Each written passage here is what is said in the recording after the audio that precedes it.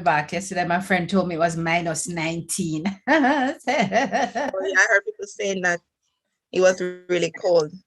Yeah. Good though. Hi, Leo. Merry New Year to you. Merry New Year to you too. It's good to see you. A long time I see now. A long time I see now. We're on? Yeah. You know, I look maga. Yeah, but I keep some face I get slim. No. Yes, I did the intention to lose some weight and tone up and look good. And I want to just hail up all the students at the University of Waterloo in Kitchener, Canada, wearing my shirt. Hi, Dana. Hi, Kelly. Hold on there. Waterloo, not England. Where you talking about? Waterloo is in Kitchener, University of Waterloo. The University of Waterloo is in Kitchener, Canada. And my daughter is there. So I get a mommy shirt. When me look on, I think show me say live on Waterloo Road. We think that show this man. I'll be there. I have the money to live on Waterloo Road. You have the Waterloo.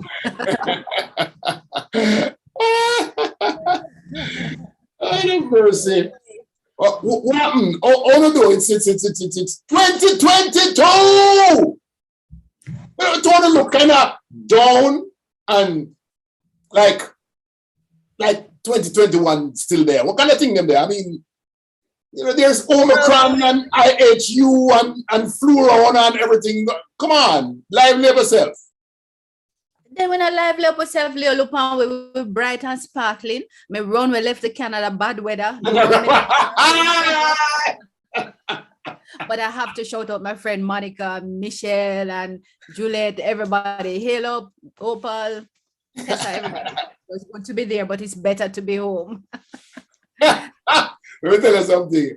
I see Canada, one of my friends called from Canada the other day and said it was 37 degrees Celsius or something like that, or 43 degrees. No, it's negative, sorry. It's negative 37 degrees Celsius. What the hell am I doing there? What am I doing in Canada? Turn Eskimo. Monica and Michelle, I'm gonna leave Canada and come to Florida. Not least Florida. No, so anyway, but it's good to be here. Want to really celebrate our friends and colleagues who come here this morning to join with us as we start 2022. A little bit more focused, a little bit more spot on some pressing matters such as Omicron. What's the other one, Leo? IHU and FLURONA. IHU? Them have one name, IHU? Yeah, man. IHU spring up in France and FLURONA spring up in the Middle East. Then we now call out for one, the Delta Irish.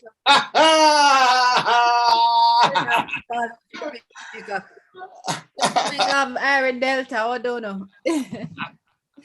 Well, a lot of people have logged on to say good to be here, Happy New Year and good morning, Jean, Angela, Bevelyn, Diana. Hi, Diana. VM, Valda. Oh, VM said he missed us. We missed you guys too. And Diana. Oh, I did say Diana. Welcome, guys. Welcome. Remember to tell your family and friends. Share it. Share. We're on Facebook. Where else are we? We're on LinkedIn and we're on YouTube. So tell everybody to join us right now. Good morning. So, what did you think, Diana, about 2021? 2021 was a year that made it clear to us that COVID is here to stay. 2021 is a year that led to a whole heap of mental issues. People became frustrated. Some just simply became overwhelmed. And it is causing us to really rethink a lot that we do here in 2022. Michelle, what did you think of 2021? What was it for you? Well, 2021 was really a roller coaster for me. Meaning, I thought we were coming out of COVID. vaccinated, like you're going to get back to traveling, a normal life. Then bam, a variant came up. Then I said, all right, we're going to deal with the Delta. It's going down. Then bam, another one. So it's like it's messing with your mental because you want to live, you want to, explore. But then, it's just a damper. Like you can't make any plans. You just can't make any plans. Because I came out and went to 2 parties between October and December. I went to 2 parties that I hadn't done in a year and 8 months or something like that. And then all of a sudden, boom, they shut me down again. Who is doing all of this? Who responsible for this thing, man? Because, I'm tired. I'm telling them, I'm tired. Jesus. I'm tired. And it's like it's no end in sight. And we really got it down. I mean, for Jamaica, well, I was looking at new cases, 20, 30 a day, and I said, oh Lord, we are getting it good, and then last couple of days ago, we see 1,100 and 1,200. Yeah. Jesus, I'm laughing, but it's serious matter because you move from 30 a day to 1,200 a day. Something is seriously wrong there. Yeah, it's seriously wrong. And the sad thing is that, in my opinion, I think that those who are going to take the vaccine have already taken it, like majority. So it's like, what are we going to do? Like, Jamaica had a majority? I didn't think. I mean, like, whoever decided to take the vaccine basically have taken it already. Okay. So it's really going nowhere to. It's just a lot, especially for the children. I'm glad they're back in school. So that's good for Jamaica. Their family. Okay. Back. Yes. I saw Aluna Samba. She's watching. She sent me something to watch, but we can't watch it right now. Watch the show. You have to go come on and tell me what it's alone. Gosh. Just come on, but show it to me. What is going on? Why you send me that video? She says, based on our conversation today, this would give us a jolt. So I want to know what the jolt is. So tell me, man. Oh, maybe we can listen to it. I want to go and talk. What kind of jolt? Oh, hold on there.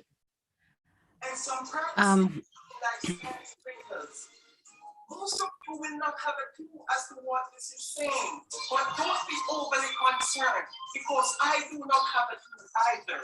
The critical information that you need from this chart is that if the green line goes up. Oh, I saw that. Oh, it's a video. Oh, it's a video that's going around. Oh, yeah, it's a video. Man, sure. Yeah. You think that's something pertinent, but yeah, you can understand. So, Diana, did your school open up face to face, or how is it going?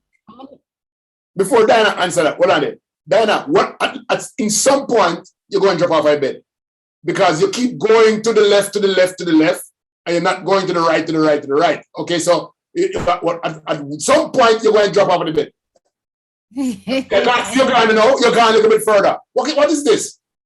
Yes, that's the way you should go. All right, answer the question now. I'm trying to switch my internet. You're going in the wrong direction. Well, look, man, There you go. Much better. Perfect now? Not perfect, but better. Answer Michelle's question. Yes, Michelle, we open for face-to-face.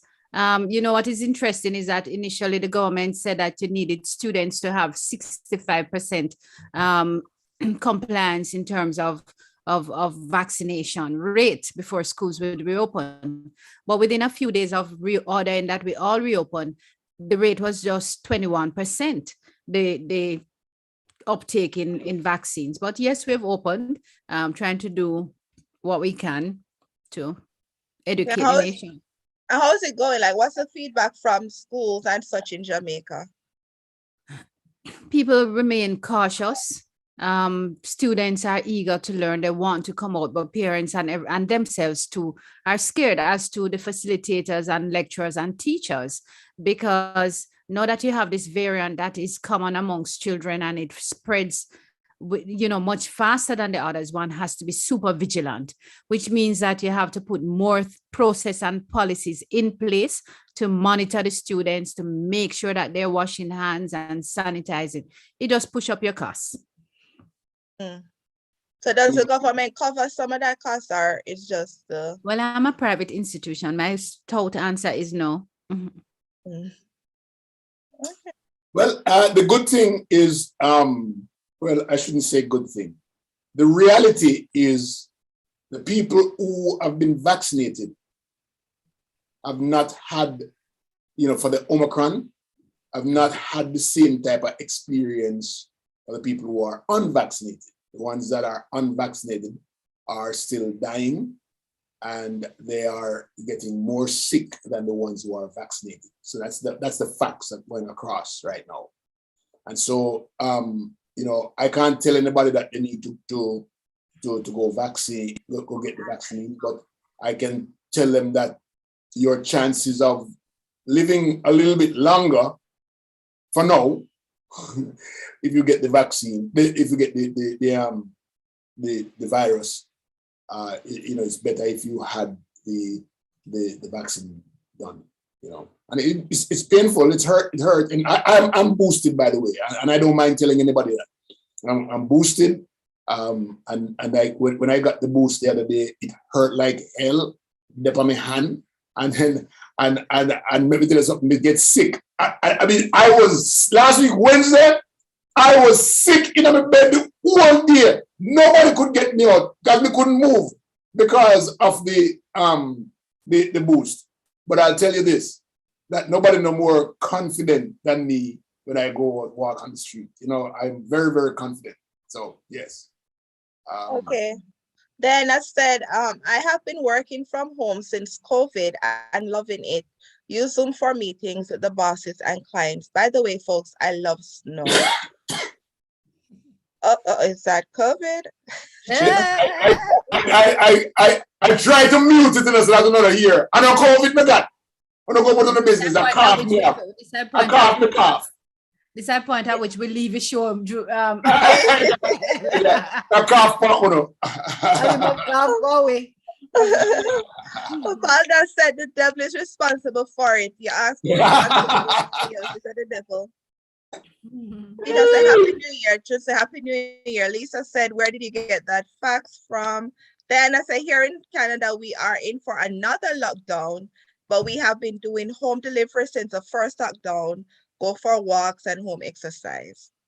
Yeah, I think I saw an advertisement. I think it was Honduras. The government did an advertisement, but it's like telling people how to protect themselves, but it's like mostly focused on exercising, like going for walks, drinking your water, like having 8 hours sleep. Like it was just a public announcement. And I like that the government was doing that, like, telling people what to do.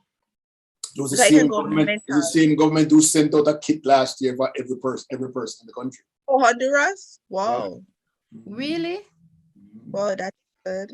One other country, I have to go live in a. Caring for people. I saw where, we went into a frenzy last year, August. Sorry. Diana, you know what, Diana, I'll take your BBC report. We meaning who though, Leo? Sorry. We, the whole world went into a frenzy last year, August. Yeah. But I'll take your BBC report. You have it, right? Yes. All right. So people, I'm going to read you some clips of what's happening in the world around us, covering all our friends worldwide, US, Canada, UK, and everywhere. So we start that man who played Novak infection gave him exemption according to his lawyers. Never mind that, because Australia still lock him out. Many dead as heavy snow traps drivers in Pakistan. Pakistan have snow? I never know that. I thought they were exactly. I never have snow. That up said them have snow, but more than 1,000 vehicles were trapped during a blizzard. So news for all who never think or even know that that happened. Yeah, that Pakistan have snow. Not a country, yeah, but did you know Florida had snow last week, Leo? Which part of Florida? Which part of Florida? Panhandle. The Panhandle. Oh, the Florida that. Of course, it's Florida. What you mean it's in Florida? The tip going on to Alabama. Oh Lord. other news item, Canada party plane idiots fly home to face the music. You saw some influencers out of Quebec hired a flight to Mexico, and they were partying and smoking and doing all kind of things on the flight, not observing none of the protocols. And so when they got to Mexico, the plane that they hired said that they would not take them back home. They must find their way back home. 2 of them managed to get a flight on another airline. And when they got into Canada, the police was there for them. So they are getting back home. Canada party plane influencer idiots will go back to Canada to face the music. Hold on. We have to, I mean, if you hire a plane and in the sky, you still have to observe the protocol. Yes, and when you go on the plane, say no smoking. They were smoking. No, it's they hire the plane. It's they hire the plane. It's not a commercial flight. No, they charter the regulation. They charter the plane. Yes, so the video shows a party on their charter plane without mask. Right. Some were passing around bottles and vaping. Their behavior caused the airline to refuse to fly them home. Sunwing Airlines canceled a January 5 return trip for the group of about 1:30 from Cancun, and other airlines refused to fly them. Canadian Prime Minister called the group's behavior a slap in the face to citizens who have been following proper social distancing measures. Yes. Okay. So me get it, but I don't get it, right? I get about the protocols and stuff. But if you hire a transport and you're in the sky, right? And everybody in there was a part, it's not a commercial flight, it's a private flight. I'm still not seeing the problem. So help me. The problem is that there are certain protocols that you have to adhere to. And once you get on that plane, the airline, the hostess, then would tell you what the protocols were. And so having established the protocols, you must adhere to it. Not only were there persons who did the flight, but there are others who won a trip on the flight. So people like that now become subject to your indiscipline and your bad behavior. So if the airline tell you, say, okay, if when the attendant make the announcement, she say, no smoking, and you must sit down in your seat, and you not do it, then you're breaching the rules. But I don't know. I didn't hear that part about the flight attendant making rules. I'm thinking in my mind that you going up there in the flight as a charter flight, you're going there because you are going to party. That wasn't the intent in the first place.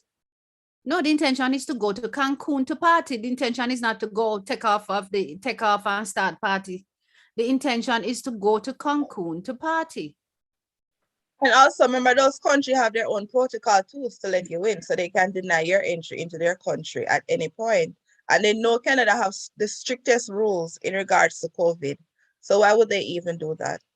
They're being selfish. Other people were on the flight that were not part of their crew, and they weren't wearing masks. And just, if you ever see the video, Leah, like they're blowing smoke in each other's mouth, all those foolishness in this time. Never see that one. Okay, I'm gonna have to read that. Yes, so that is one where if you hire a plane, regardless, you must adhere by the rules that are outlined for you. Don't be an idiot. Okay. Another matter which I personally celebrate is that Aubrey killers to serve life in prison. Oh my God! I think they should each get 2 lives in prison. Well, it's life plus 20 for 2 of them. I mean, it is sad that we celebrate something like this, that we even have to have this kind of sentence in this stage of our lives. So many years past, slavery and all of them sort of things here, and that this man could be jogging, and the callous murder of this black jogger by these 3 men and tell lies, and then trying to cover it up and have the whole system cover it up till it couldn't be covered up anymore. Thank God for video. Thank God that this man conscience get him and him share the video. Yeah, But he didn't do it because I'm conscious. He did it because he thought it was a fun thing that he saw his neighbors doing. So he just supposed to hate himself because he should have stayed home. But it's good he did do it. But he wasn't doing it in the interest of it. He actually went to his attorney to try to save himself and didn't realize he was incriminating himself and them. Yeah, he thought he was helping himself. Didn't realize what he was doing. Because that guy controlled, he was a former sheriff, and they basically controlled the DA and everybody else, and they refused to press charges. It's lucky thing that independent body went in. That's why they got charged. And it's kind of sad. And I wonder how many more have been swept under the carpet in Georgia. A lot more. I don't know that was the first time that they're doing that. And especially being a police officer, a prior former police officer. Yeah, sure. That's what he was doing. That's what he was doing. You know, so he got away with it a lot of times, but got caught. They say, what they say about the card something bucket go well one day the bottom go drop out. Yes, the bottom drop out. We could probably say long run short catch. Or long run shot, yes. Long run shot catch. Yes. I hope they review most of the cases that he was on, and even the DA, because she's going before the court, the prior DA. Yes, because some law enforcement were implicated in this too, right? Yeah. Yes. Okay. Next topic. Okay, let's read some of the comments before you move on. Or you want to move on? Just one more piece I was going to share. Hollywood icon Sidney Poitier dies at age 90. Oh no, yeah, man. That was, let me tell you, that licked me like a ball yesterday morning when I woke up and saw it. I mean, you know, he's lived a long life and all of that, and we expected it and stuff. But when it really happened, everything that has happened in the past just come flowing back into you. And I remember it back in my early, very young age, watching the movie called To Serve with Love. I'm not going to tell you how old I am, but I watched that movie. That movie came out in 1966, and I don't know that I saw it. I saw it probably 2 years into. I saw it probably 4 times in my life. And the movie was just typical movie of what we used to live in primary school or so. But this with a different kind of inflection, a different kind of thing around it, you know, with white and black people. He was the only black man in the classroom, pretty much, you know. And boy, they took step on him. I also watched a movie called Mr. Tibbs, and that he starred. And I watched the big one, Guess Who's Coming to Dinner, with this, you know, him falling in love, somebody falling in love with a white. Him falling in love with his white girl. And boy, and I tell you, I nearly dropped down. You know, yeah, it's just, it was really good acting, you know, by the mother. I don't remember Hepburn. Her name is Hepburn, and I don't remember the father's name, Catherine. Let me tell you something. It was really, he starred movies that moved the clock, that moved the tick on the clock. He did so many of those movies, and it's really, really good that we had him in our lives. Right. Yeah, and another thing, a lot of people highlighting that he's an actor, but he was also a big advocate and one of the fighters for African Americans during that time. Like he headed a lot of those, like working with all those leaders, and he sponsored a lot of he actually did a lot of the shows. He directed a lot of shows for African Americans and tried to give them opportunities. So he was a big fighter for our rights too. Yeah, that's true, Michelle. He was a real activist, a civil rights activist.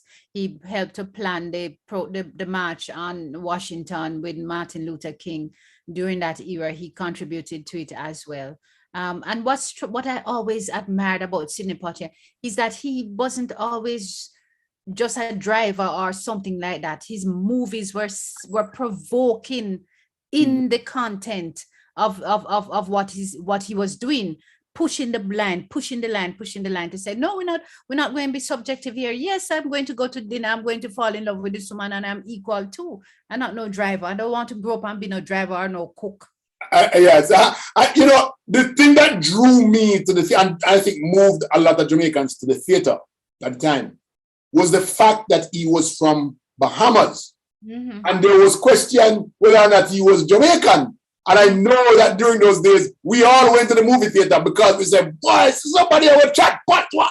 You know, that kind of thing. It was one of those things that pulled us to the thing. So we were very proud. And he and what's the name of that guy, a Jamaican guy, singer? He and Harry Belafonte ruled the 50s and 60s in the movie theater, and Bill Cosby ruled. They were the big actors in the 50s and 60s. So I am so proud. I've always been very proud when his name and his picture comes up or came up. It was just pride for me. Very, very prideful. Okay, so take some comments. Okay, Carlson said, Leo, like you, I am boosted as well and have some reaction. So did my college-age son who got really sick. I strongly recommend being vaccinated and boosted. When here in Arkansas, people are still reluctant to be vaccinated. So I spend quite a bit of time in my cave as I do not want to get this virus. Sandra said, good morning, everybody. Good morning, Sandra, beautiful people. Sandra said, I can see a ship, but not plane. I'm not sure what that means. Just no, she was saying that it's okay to be out on the ship. But I thought that's worse, actually, because it was close to water. You were saying she could see a ship where people are on the ship partying and stuff. But partying. Okay, just said there are federal rules and regulations that airlines have to abide by. I think the airline is complicit to since the pilot should have requested to return the plane or land at the nearest airport. Right. Sandra said, yeah, I believe it's a standard aviation rule, private or commercial. Diana said the flight attendants always said they were scared, so they took a seat away from them. Peter said, give them a pass. I would party too if I was flying from Canada. Is that Peter, folks? Peter Gay. Oh, Peter Gay, okay. Diana said, awesome ruling for Aubrey killers. They place them in, I guess hoping she means they place them in open custody. Michelle said, well, that is different. If other people were on the flight, I thought it was only the 5 people from the group. No, it was a full flight. Sandra said, like father, like son. Sandra said, I'm scared to get boosted. I got really sick from the second shot. Everyone around me vaccinated and boosted are getting COVID. Thanks to my amazing God, I've never had COVID. My body is very sensitive to foreign substance entering my body. That's good. Sandra J, no. People saying good morning. Good morning, everybody. Good morning. Oh, rest in peace, Sydney. Rest in peace, yes. So we're just going through real quickly before we move to the next. Oh, Richard Pryor. Yeah, I was trying to remember him. Leroy said it. He was really good during that period too. Richard Pryor. He was a 70s guy. He was a 70s guy. 70s? Yes. Oh, yeah, he was 70s and 80s. Yeah. He came a little bit later. He used comedy to send his message, you know. The only problem with him was that he used a lot of curse words in his comedies, and some people didn't listen to him because of that. But he did great work on the the community and stuff. People loved him. Loved him. Bad. This week, so I was talking about last year, August, when we got touched, and we're going to talk a little bit about our Prime Minister of Jamaica too. But I remember the governor of New York, Cuomo, the then former governor. I saw where the prosecutor decided that they didn't have a case, right? They weren't gonna prosecute. But I also saw where the defense decided that we want to take it to the judge to make the judge make a final ruling on this. And I really appreciated that, because any prosecutor can come in and turn around. He took it yesterday to the judge and said, the judge, we want you to make a ruling on this. And it was a good move. Didn't the judge rule? I thought I read where the judge ruled. Did the judge rule already? Yeah, man, he ruled yesterday. Yes. What did he say? That they don't have a case. They don't have a case. They don't have a case, the prosecutors. Yeah, they don't have enough to move forward. They can't prove anything. Like they have to drop it. Yeah, they did. I think what they did is they set up, because I'm sure that there's going to be a further libel trial, some kind of litigation in, we call it civil matter. Yeah, I think that they're going to go for civil, and I think the reason they took it to the judge is so that the judge's decision can also help to defend against the civil matter. That's what I think. So that was a criminal matter. Michelle, as we talk about cases in court and thing, this Maxwell matter, do you expect for Maxwell to get a second trial, or will they throw it out now that two of the jury members are confessing to things that they were Maxwell? I don't know what she's talking about. What is Maxwell talking about? Maxwell who? Maxwell what? Oh, that girl, Epstein girlfriend. Who? Epstein girlfriend. Listen, man, read the story. I don't know where you're talking about. Yeah, because the last me here, no, they go after her aggressively. She not get outside. No matter. They gonna keep going. They're gonna keep going. No. Then I got a dream last night and wake up and decide. No, it really bothered me from the first time I heard it, and I'm like, why could these jurors, two of them, be discussing the matter and saying that they were abused as youngsters and never share this critical information when they should have? Oh, that was really troubling to me. The link that I'm on has a lot of video things, and so I'm kind of sifting through to find stories that can be read. But one of the things that's coming up is how the US marked the Capitol riot anniversary. January 6th was a couple days ago, and I think that in my having listened to President Biden's presentation, I thought it was a brilliant speech at the right time. A reporter asked him whether or not it is divisive, and he said no, it's a matter of recognizing the truth so you can see what the wound is and now begin to deal with it. He's given them a year to come together. He's saying no, this is just far too much lie. I really enjoyed it. Did you guys hear I didn't get a chance to listen, but we're gonna take that after we have our guest in this morning. Okay. We have Dr. Marsha Mullings on with us this morning. I feel proud. My proud bag boss when I spoke with her a couple of days ago. Proud bag actually boss. Because this lady is Jamaican and she's what we call an epidemiologist. Me never hear that the name in Jamaica from Iban. Yeah? Who is epidemiologist? That's my point. That's my point. And so she going to tell us who is an epidemiologist. Me never hear that the word until this year.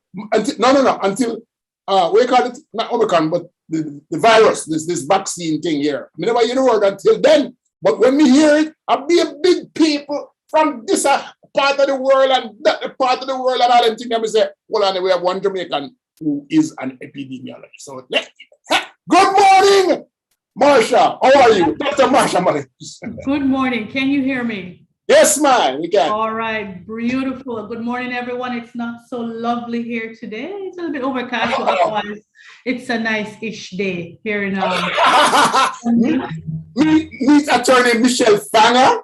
And also Dr. Diana Davis Smith. Dr. Smith, yes. Honor, pleasure to meet you. Epidemiology. Well, I'll just give you a very, very, very brief description. Epidemiology is a study of diseases. No, Marsha, don't start there, sir. Marsha, don't start there. We want to know about you first, Marsha. Which part of Jamaica come from? Yeah. All right. I'm from Kingston. Oh, Lord. Everybody from Kingston, but I'm really from Kingston. Now, my parents, the mother side is from Clarendon, the father side is from Portland. Portland is my favorite parish. Ranny still live in Portland. I was just in Portland 4 weeks ago. Oh, so okay. That's where I'm from. Grew up in Kingston, went to Queens High School, left, studied here in Florida, and Nova. Okay. And work abroad, and I'm here right now. All right. It's good to have you this morning. Very, very good to have you. It's good to be here. Thank you. Thank you for having me. Must say just a little disappointed because I sure you was going to say you come from Clarendon. No. No come from Clarendon. You don't come from Clarendon. No Chilani, no come from Chilani either. Her parents are from Clarendon, so that I did say no. The mother side is from Clarendon. Mother The side, father yeah. side is from Portland. yeah. But I did say Portland was the favorite parish of mine. All right, we forgive you for that, but thank you so much. Marsha, what made you decide, one, that you wanted to do medicine, and secondly, why this area? Epidemiology, because I think it is important to understand the process of disease, beyond the process, understanding how they occur, where they occur, why they occur. And that's what epidemiology really is about. It's about the numbers of diseases, people, person, and time. That's how an epidemiologist works. So who are the people that are affected by a disease? What is the place? And in what time period did those cases, for example, happen? And a pandemic or a local epidemic is the perfect playground, if you will, for epidemiology, because that's what we do. Who are the people that are affected by a particular disease? Where, what place is this occurring, and in what time period? Now, a pandemic simply means that it has essentially gone across the world. An epidemic might be a local event, like a local outbreak at a church picnic, for example, or a wedding picnic, or even something larger, like a regional outbreak of mumps or something like that. But a pandemic is when you have countries all over the world that are affected by a particular disease. We call it a pandemic. And as you know, the World Health Organization declared coronavirus, the pandemic, on the 11th of March, 2020. It had been an epidemic up until that point, from December up until March, when it was declared by who? A pandemic. So Marsha, a pandemic is likely to last 5 years, 10 years. Does it come to a point where it no longer is a pandemic?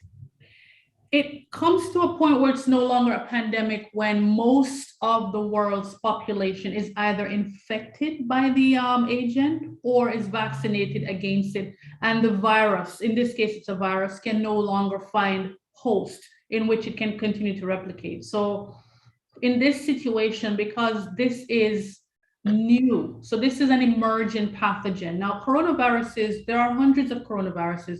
Most of us have had a coronavirus in our lifetime. If you've ever had a cold, you probably have had a coronavirus. This particular coronavirus, SARS, which is severe acute respiratory syndrome virus, number 2, this one was classified in 2019. So this is number 2. We had a SARS outbreak in 2003. I think about 8,000 people died. It was severe, however, it was not easily transmissible, so most people didn't catch it. This one is easily transmissible, although for most people the disease is not severe. So this one is a pandemic because it is so transmissible, and it moved from one area of the world to another very, very quickly.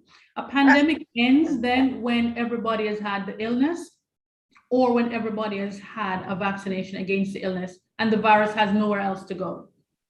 Okay, I have a quick question. Yes. I don't know if it's a bad question, because every time I think about it, absolutely not.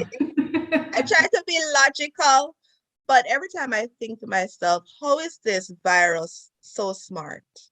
Like every time you think it's under control, it finds a way to go around and create. And like how does that work? Like, how does it like create this new variants? That is, I mean, obviously I'm not an immunologist, I'm not a micro or molecular biologist, I'm an epidemiologist, but we do have some training in microbiology and molecular biology and in immunology. Simply, a virus is a very, very simple life form. It's the simplest life form that we know of. It can replicate very, very, very quickly. In each replication cycle, there is usually a mutation or two. So instead of it going from, let's say, A, B, C, D, E, it goes from A, B, C, D, F, or A, B, C, D, G. So it does not continue along the strand in the same way that it should. there is a mutation. Every mutation means that the virus changes just a little bit, just so much so that what we call it escapes vaccine. For example, this particular virus, Omicron, this variant, there is a change in the spike protein. So there is a change in the part of the virus that attaches to our cells. That's the spike. So you have the corona, which is a round part, and then you have the spike. It looks like the China bump hairstyle. You know that, it looks like a China bump hairstyle, right? So the spikes, that part, the spikes are what attaches to our cell.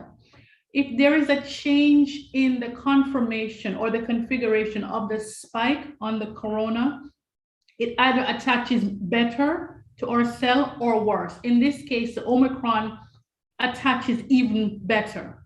So therefore, it now has a better way of attaching to our cells, and you have a new mutation.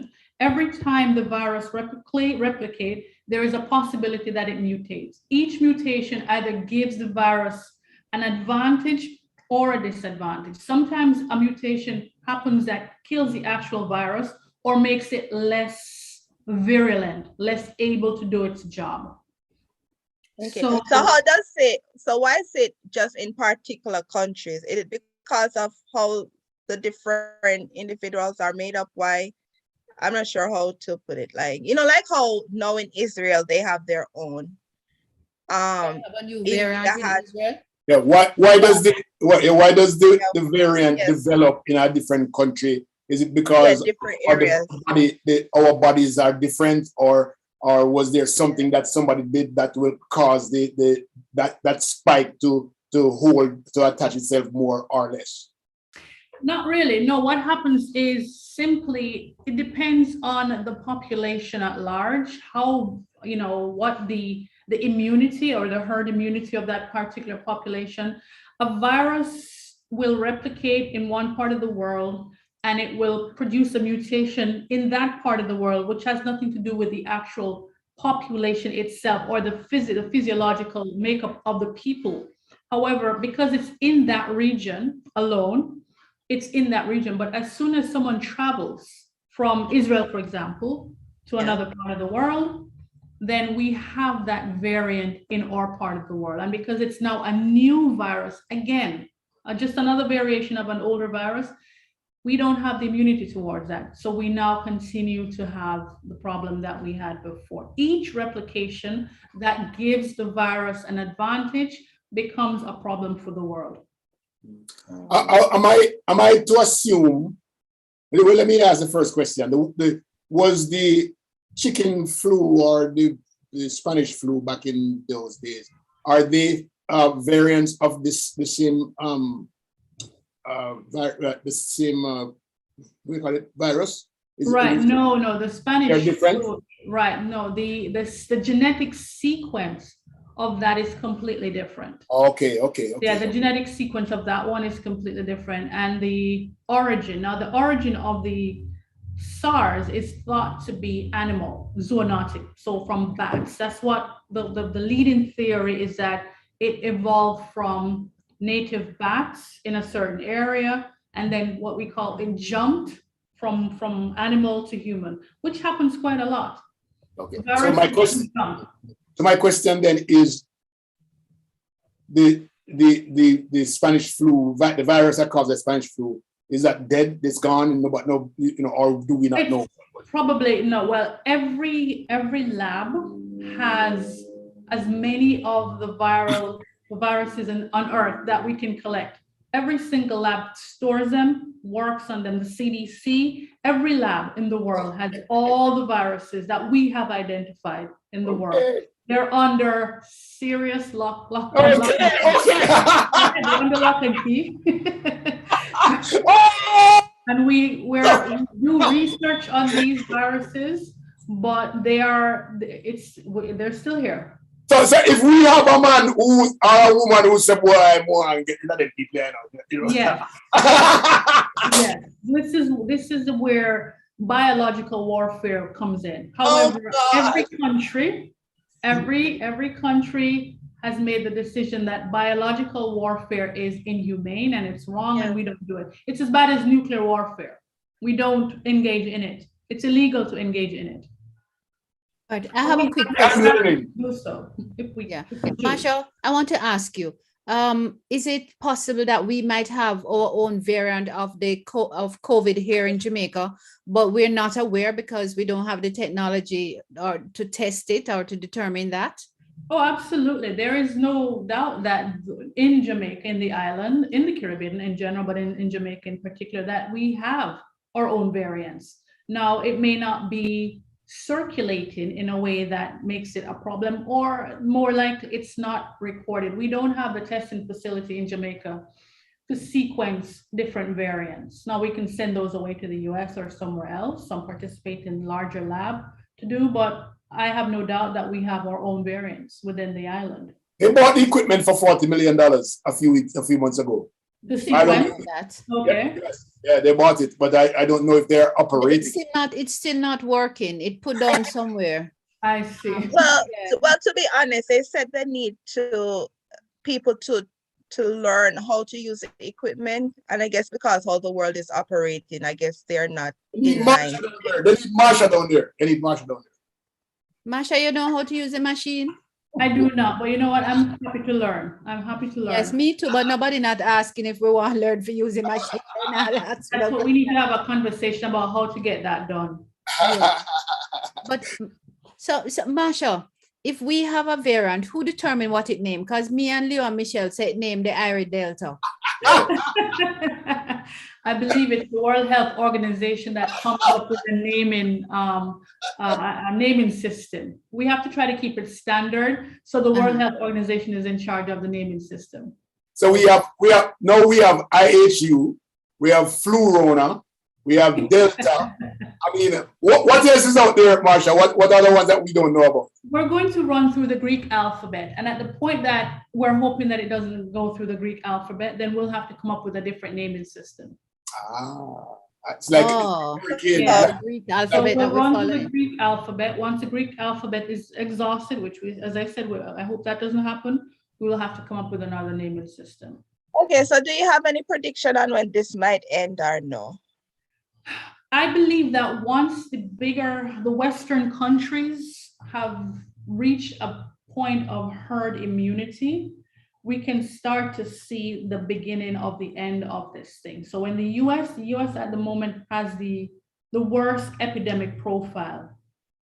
And it has the worst probably because it has the best testing and the best recording system. But in any sense, it has the worst epidemic profile.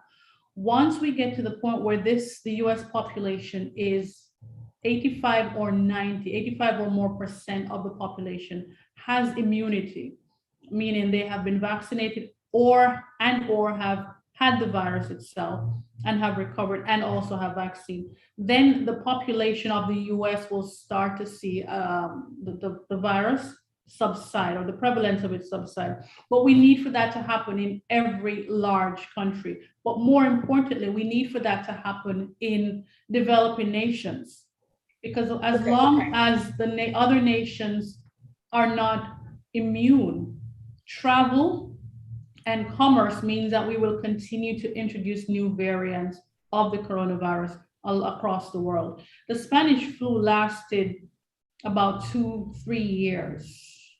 That was recorded. It could have been longer than that, but it was recorded at 3 years. My prediction is this probably will go through till 2024.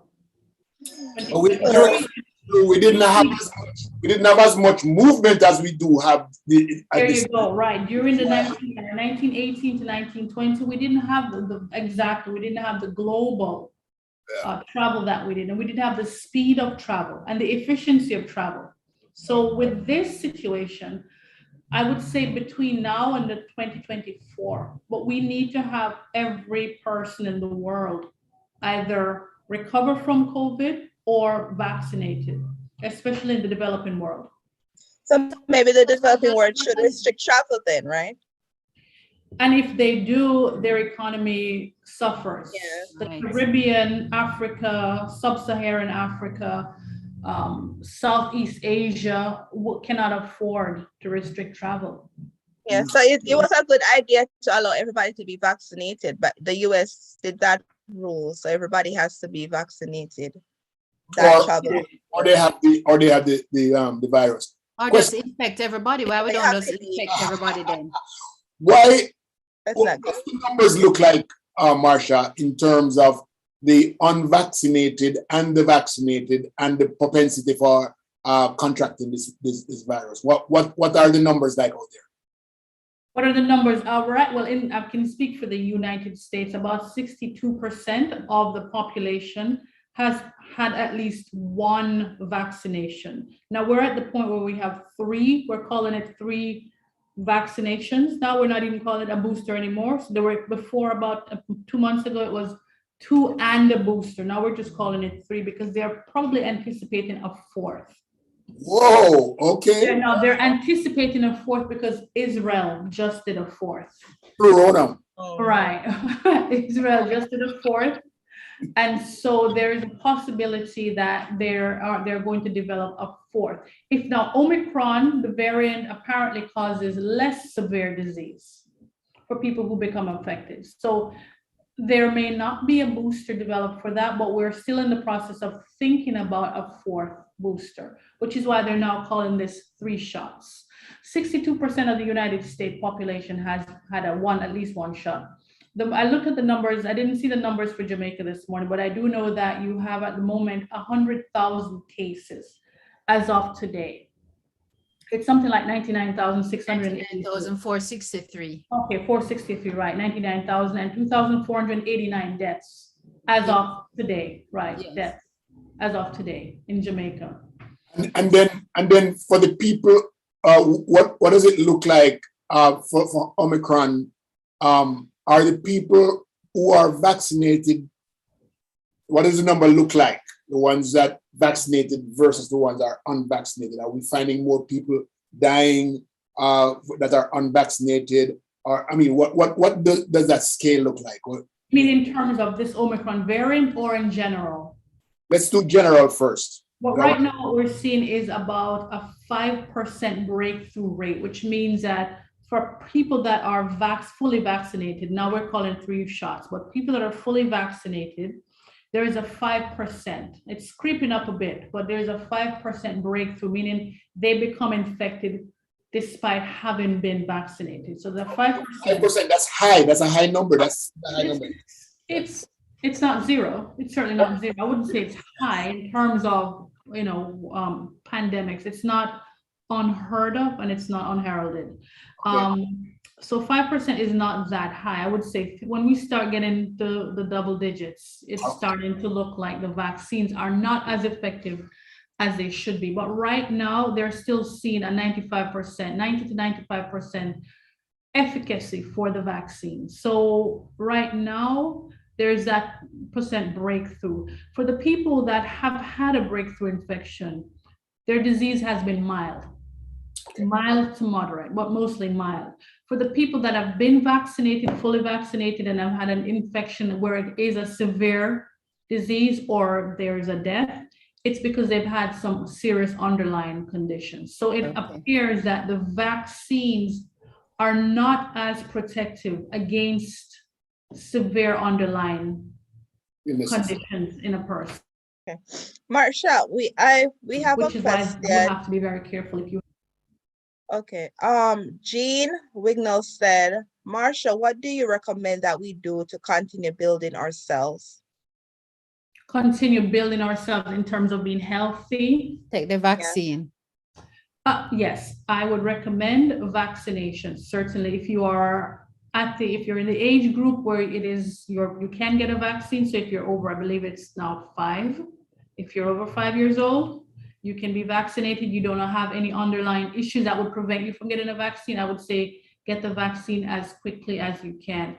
I would continue to wear masks when out in if you're in a place where you can properly distance, continue to wear protective masks.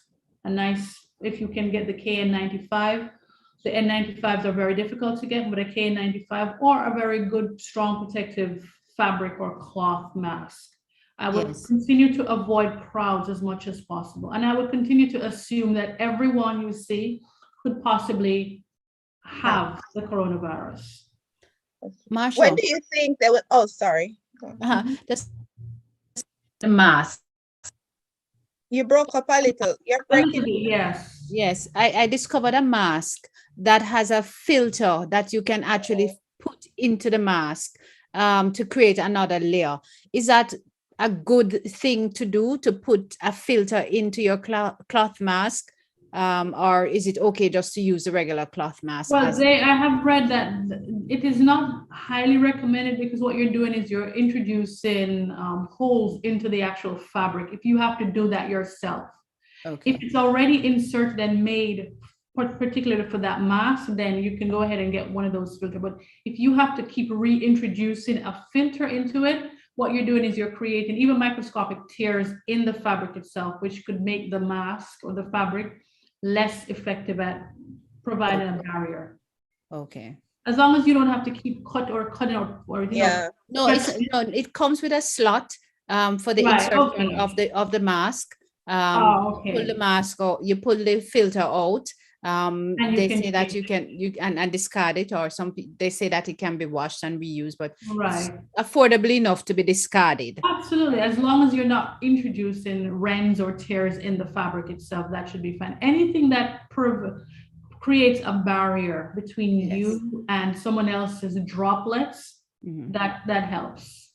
Okay. Okay. Jean is also asking, how can we treat our T cells and immune system even when we are vaccinated? I'm sorry, how can we? It's a T cell. But And immune system, even when we are vaccinated. How can we treat our T cells? Yeah, and immune system. The best thing that we can do for our T cells is just to be healthy. The T cells it's brilliant. They are part of our warrior, really, our body's warrior. Part of what they do is they go out and the cytotoxic T cells, those are the cells that go through the body and find our own body cells that are infected. They then kill those cells. That's why they're called cytotoxic T cells.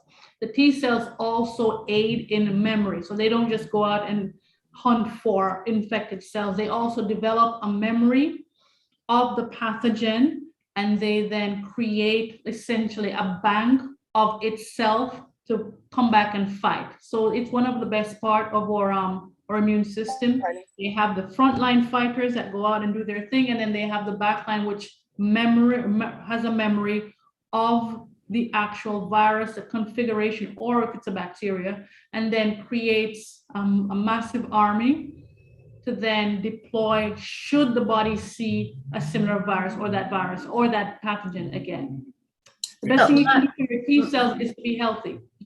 Marsha, you just described something that nature created in our body to protect us. It's beautiful, absolutely. That is just remarkable, that how we are so designed. Then why the police force can't say them can design something like that for protect the country? We use the army analogy a lot for the body's immune system, because that's essentially what it does. It has frontline fighters, it has middle guard, it has the back guard, it has the general, it has the war room, it has a very sophisticated army. And that's the best analogy we use when we talk about immunity. Okay. As far as Diana's question is concerned, it says that the second line are smart. They are. Yes. Absolutely. You know, putting the police and, I'll leave that right there. Leave it here, leave it. Let me ask you this, Marsha, really. There are several, a lot of myths out there, both in America and especially in Jamaica, right? Why people don't want to take the vaccine. And I'm sure that you have some there written that you can help us to design a strategy against the people who have these myths and spreading these words that don't take the vaccine because of this and because of that. One was because the vaccine come up so quickly. That's foolishness. But tell us any myths that you want to talk about. Well, Okay, let me address that one because everyone is concerned about the speed at which the vaccines were developed. We know that vaccines take a very long time to develop. In the past, I believe mumps was the one that was 4 years, and we thought that was amazing. This technology, the mRNA vaccine, has been around for decades. So mRNA technology has been around for decades. Because of the speed of the severity of the pandemic, the whole world decided to put their resources into producing and ramping up production of a technology that had been there for decades before to then fight this particular pandemic. So it is true that the vaccines were developed quickly, but the technology, the platform, the foundation of that vaccine had been around for decades.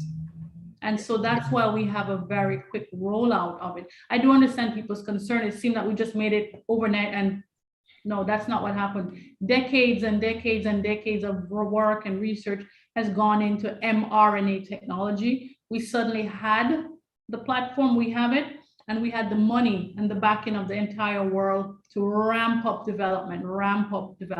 We still had to go through the process of clinical trials, animal studies, epidemiological studies, phase 1, phase 2, phase 3 clinical trials before we had to do the rollout.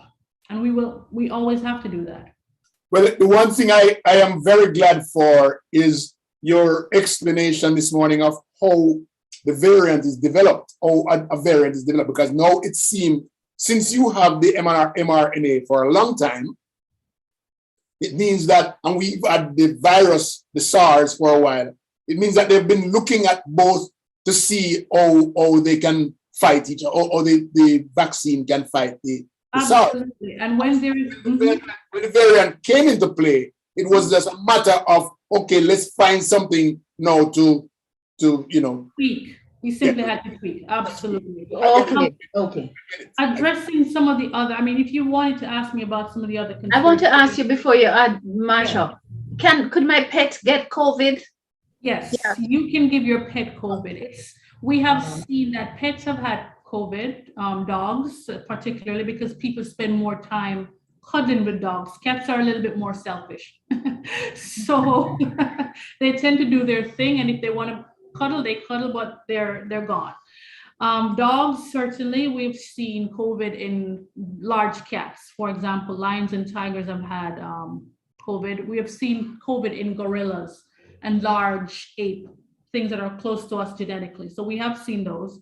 What we have not seen is an easy transmission, or we have not, as far as I know, recorded a pet to human transmission, but we have recorded human to pet transmission. Okay, got you. I got you. Okay. Well, that is comforting, because I was really kind of scared with all the holy adoptions and the especially the host dogs, if they could transmit it, but I'm happy that it's just one way this time.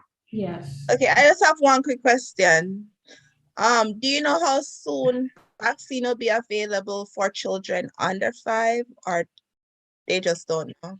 Right now, they're doing the clinical trials. So obviously they have to do the clinical trials. They have to be able to get the permission of parents to enroll their very young children in clinical trials and do the phase 1, phase. They're right at that point, they don't need the phase 1 or phase 2 studies. They need the phase 3 studies to see if there are any adverse events, meaning something terrible happens because of the vaccinations. And from then on, we will know how soon we can roll out 5 and under. It's very difficult to get young children into studies. In the same way, it's very difficult to get pregnant women in clinical studies. There is too much of a risk to the mother and to the unborn child for us to risk putting them in clinical trials of that nature. Let's go to the myth. No, one more myth, Leo. There's a myth in Jamaica that if men get the vaccine, they become impotent. Right, that one is not even a Jamaican thing. It is very much a worldwide fear of infertility. There is no correlation between vaccination and infertility. Infertility is a myriad problem that has, I'm sorry? Infertility and, impotence, Yeah. virility and male virility. As far as we know, there is no correlation. There's no correlation between vaccination and, let's call it, your potency. Yeah. Right? There is none. I was asking the question for a friend. And you can assure your friend that there is no known correlation between any type of vaccination that we know of in the world and potency. As far as infertility now, the inability to produce, there is none that I know of in terms of the vaccination. And as infertility there are many different reasons for why males or females are infertile. For males, it could be low sperm count, illnesses, motility of the sperm. For females, problems with the fallopian tube, the actual ovaries themselves, and other things, as well as illnesses, medication. But vaccinations are not correlated with infertility. Vaccinations are not correlated with virility or potency. For females or males. And it certainly doesn't. Also, there is the idea that it removes your natural drive, your libido, female or male. There's no correlation between them. Okay. Other myths anymore? Other myths. There's a 5G myth. That one is very popular, about the 5G network being the harbinger of this virus. It is physically impossible. Viruses are a biological entity made up of either DNA or RNA. The 5G is part of the electromagnetic spectrum, which includes photons and waves. The two are not linked. The virus cannot live on the electromagnetic spectrum without having something to protect it. It is a small thing, and it needs a protection. It needs protection. It needs rubbers. So the RNA will denature very quickly. I'm sorry? It would need rubbers, right? It needs rubbers. What are rubbers? It needs a rubber shield. Yes, it needs a shield of sort. Yes, it needs a shield of sort, a biological shield. You're wearing a shoe, right? Right. With rubber at the bottom. They say you won't get shocked, right? Right, yes, right. So it needs something to keep it. It needs a host to keep it alive. Photons and waves in the electromagnetic spectrum, the 5G will not do that. So the 5G thing, that's not true. There is obviously the conspiracy that this was built in China because it was first discovered in Wuhan province in China. There's a virology institute also in Wuhan where they are studying bats and they are studying coronaviruses. So the natural thought process is either something went wrong in Wuhan at the Virology Institute, where they're studying bats and coronaviruses, or it was done on purpose. At this point, that has been debunked because the sequence of the virus that we had, the original coronavirus, does not match anything that they had in the lab. Okay. No, that's been debunked, but we don't know for sure that it did not originate from the lab there, but we know for sure that we have not seen a sequence that matches what they have in the lab. Right. Marsha, I think I want to ask you one thing. If one should have had COVID, what is the best way to ensure or protect yourself going forward? I am of the inclination that a lot of people having had the COVID now say, oh, sure, them can't do anything because they're not going to get it again. Right, yes, and unfortunately that's not true because there are so many variants. They will not get the same one again. They won't get the Delta again, possibly, but they will get Omicron or they will get something. There is also the possibility, the problem of what we call waning immunity. So you may have had a version of the Delta or the Alpha or the wild type coronavirus and you got over it, you felt better. But after 6 months to a year to 2 years, the immunity that you had developed from your natural infection wanes.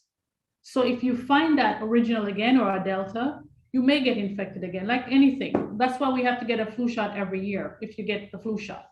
because your natural immunity will wane for these things. So the best thing to do is just to assume that if you have been lucky enough to recover from a coronavirus infection, continue to take the precautions that you did before, or continue to take better precautions than you did before. There is a possibility that you can become reinfected with the one that you had before because your immunity has waned, or a new variant of the coronavirus. I think they said it's like 8 months or 10 months. You get the virus. The protection is in your system for it. At the moment we're looking, I think they're saying it's 6 to 8 months. Okay, It's still so new in this pandemic that it is difficult to assess the length of immunity. All right. Great. Okay. Wow. There's so many questions going through my mind, so many things that I want to ask. But I think having spoken about the potency and the fertility issues, that was kind of foremost. And for people to recognize that having had the COVID don't give you a metal armor against other infections. And, you have a responsibility to yourself and to your neighbor and family and friends to continue to protect yourselves. Marsha, I don't know. Personally, I don't want to be your, I mean, it's interesting. There is a lot of work for you to do, particularly now, but I suppose this is what you wanted in your career, to be able to get excited about something like that. I would just stay excited when Christmas come and eat cake. Yes, I like the cake thing too, and I actually would prefer that we're not in a pandemic with people dying. I do find it fascinating from a biological point of view. Yes. I do find it sad from a human point of view, because essentially the same thing happens whether it's a small epidemic, a small local outbreak, or a pandemic. The people who are least able to manage are the people who are poor. Yes. The dispossessed, people in developing nations that do not have enough to begin with. So people in the worst or the most vulnerable type of social situations are the people that are also most likely affected by these biological events. Yes. And that saddens me, and it does not change. It doesn't change with the country. It doesn't change with the time. It's something that, we have to deal with the social construct of diseases. You can't really separate the two. Yes. All right, so let's. I'm sorry, go ahead. I was saying to Michelle and Diane, if there's any question on Facebook, or I don't see any questions on YouTube, let's take it before we wrap up so that she can respond to any one of those questions from the program. Okay, Dr. Diana, could you look if you see any question? Because my thing is frozen. Okay. I still didn't get that great phone. discussion. My son has had COVID, has had it twice in the space of 1 month. Sandra, do you know anything about colloidal silver? I don't know what that is. Colloidal silver, yes. COIDAL silver, Doc. Right. It's one of the at-home treatments for COVID, which does not work. In the same way that taking a hot steam bath every night or every morning before you go out does not work against COVID. There are so many things that people do. For example, cold weather, very, very cold weather does not kill the virus. Your body maintains a normal temperature of between 36 and 38 degrees Celsius. 98, between 97 and about 99. You may sit in a hot bath. Your body's not going to go beyond that unless you get yourself in a situation where you develop a stroke because or you burn your skin. Hypothermia will not kill the virus. It will kill you first. These things do not work. Horse and animal dewormers do not work, and they should not be used for human consumption. They should not be used against coronavirus. So any type where people are using ivermectin, which is a dewormer, and actually it is used in human medicine for deworming. I may have had that when I was a child myself, because I had the monthly deworming thing as well when I was very little. However, what people are doing is they're going to animal supply store to get the horse or the cow version of it. Do not do that. This does not work. I have a friend who spoke about steaming. Yes, the steaming does not work. Right. They put some kind of mentholated thing inside of something else in their nose. But the body temperature is not going to change, right? Its body temperature won't change very much, no, and it will not work. Washing out the nose with saline solution also does not work. You mean it's sinus is not working? I'm sorry? But it's something that a lot of us do, wash our sinuses as a matter of course every now and again. Yes, as a matter of course, that's not a bad thing to do. It's certainly not a bad thing to do. I do it myself because I've developed sinus issues as I have aged. Unfortunately, things happen. Dr. Mullings, I wash my sinuses too, but I don't say as a matter of age. I say as a matter of maturity. There you go. You know what? That's a much better word. Yes. So it's a matter of maturity. But it does not. Yes, go ahead. Okay, I have a question. I know that I did a procedure and the doctors used something like iodine and to put in my nose. And they said it's to prevent any virus from going in. So does that work or? To prevent any virus from going in or no, it doesn't. It only. Then soap your nose. Yes, it will probably work for the moment that it's in your nose. Essentially, it will dissipate after a while and after a few days. You will go back to normal and you will be at the same risk that you were before. Okay. Leroy Hogg says, Dr. Marsha Mullings, love the way you broke down COVID-19. And it's a sentiment that we all share. I really appreciate how you have broken it down in real practical terms, and taking 1 and 2 little jobs along the side. Great discussion. Thank you. We could spend Thank you so much. Hours more doing this. Me proud. Me well proud. Thank you so much. Thank you. Epidemiologist. Now this is really great. Thank you so much for coming. Hold on. Before you go, Dr. Marsha, you're in Florida. Is that where you're at? I am in Florida, yes. All right. And you have private practice. Where do we find you? No, I don't. I actually work in research and development in Australia, but I'm here now. So, and I'm going to be winding that down. You can just get me by email. Okay. I'll leave that with Mr. Gilling. All right. Fabulous. I'm so proud. Thank you so much for breaking it down. Thank you for answering the questions and, being a good sport. We need it for the machine at Jamaica, the $40 million machine. Oh, men are going to learn. You can't learn little for your head tough. We're going to talk about that and find out how we can work on this. All right. Thank you. Have a lovely. All right. Thank you. Have a good day. I know. What a lovely conversation that was. Oh my God. Fabulous, man. Oh my gosh. I learned so much because me learn about the spikes, right? Because that made a big difference onto which spike? You mean the joke out things like the bumpy head? There you go. Yeah. Okay. The China bump them, and that they can grab that. Those are the ones that cause the difference in the variant. Right. And that make me a little bit more learned because now I understand a little bit more about the SARS, about the variants, and I learned a lot. Thank you so much, Marsha. You were great. We will be having many conversations, I hope. Thank you. Yes.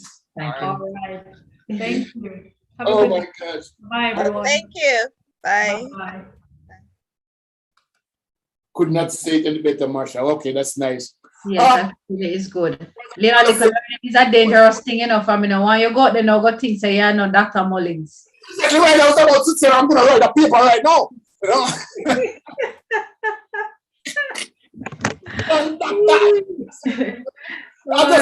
Blood drop down. Shiny bump on the adapter, that's it. Yeah. Yes, Cosley Edward says, great guest. Jean Wignall says, I'm proud of you, girl. Bavaline says, thank you for the information being provided. Peter Gates, thanks, Dr. Marsha. There's so much gratitude being expressed here. I seem to have lost some of my comments. I can only see 5 or 6 at a time, and so I read them. But I'm sure everybody's been expressing their gratitude and appreciation to Dr. Marsha. Beverly Frey on YouTube, and Keisha Powell, and Sharon Watson, they're all saying, congratulations, excellent presentation. Great. That's really, really cool. Okay. All right. Alpha COVID now. So last week there was a big hoopla, or this week, because the week at the end yet, there was a big hoopla on the Prime Minister's speech at PFM. That's this church. What's called it word PFM? It's I don't remember what name. Something kind of ministries. Remember the church that he spoke at? Powers for Power something. Yeah, that's true. Churches. Yes. Anyway. Don Bradford says, wow, that was simply wonderful.